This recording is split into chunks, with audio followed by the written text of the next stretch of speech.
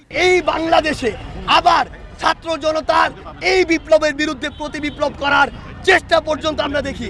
আমরা বলে দিচ্ছি 5ই আগস্ট দেখেছেন, এরপরে যা দেখবেন তা দেখার জন্য ছাত্র জনতার পক্ষ থেকে যা হবে তা দেখার জন্য আপনাদের অস্তিত্ব থাকবে না।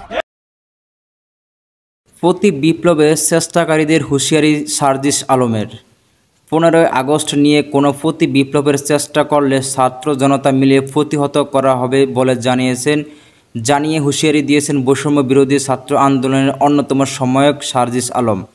বৃহস্পতিবার 15ই আগস্ট বেলা 11:30টার দিকে দেশব্যাপী রেজিস্ট্যান্স উইক কর্মসূচির তৃতীয় দিনে শাহবাগ সর্বান্তক অবস্থান কর্মসূচি পালন করেন রাজধানীর জাতীয় জাদুঘরের সামনের সাংবাদিকের সঙ্গে আলাপকালে তিনি এই হুঁশিয়ারি দেন। এ সময় শাহবাগ এলাকায় মিছিল করেন নববৈষম্য বিরোধী ছাত্ররা।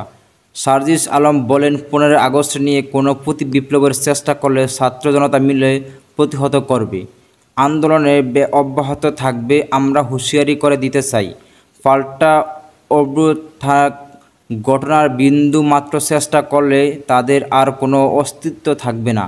যে অস্তিত্ব নিয়ে 100 বছর পরে হলেও তারা বাংলাদেশে এসে দাঁড়াতে পারবে।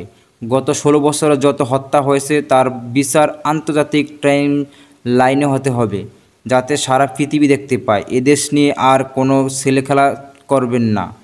ছাত্র জনতা মিলে এ দেশকে যেদিকে যাওয়া প্রয়োজন সেদিকে নিয়ে যাবে। এর জন্য যা করা প্রয়োজন আমরা তাই করব। বৈষম্য বিরোধী ছাত্র আন্দোলনের অন্যতম সমন্বয়ক হাসনাত আব্দুল্লাহ বলেন, মোদীকে নিয়ে জাতীয় নির্বাচনের আয়োজনের কথা বলে